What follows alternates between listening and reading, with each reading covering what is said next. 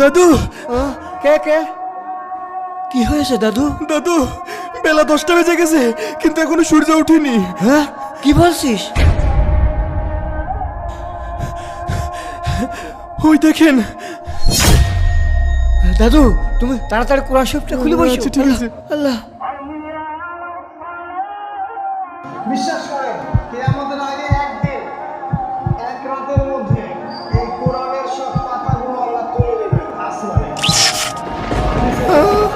হে মানুষ, তোমাদের পালনকর্তাকে ভয় করো। নিশ্চয়ই কিয়ামতের প্রকম্পন এক ভয়ঙ্কর ব্যাপার। আজই হলো পৃথিবীর শেষ দিন। পাপাচারী মানুষেরা হতাশ হয়ে যাবে, কাণ্ডজ্ঞান হারিয়ে দিক বিদিক ছুটতে থাকবে এবং একসময় অজ্ঞান হয়ে মৃত্যুবরণ করবে। আল্লাহ রাব্বুল আলামিন আমাদের সকলকে পৃথিবীর শেষ দিনের ভয়াবহতা থেকে হিফাজত করুন।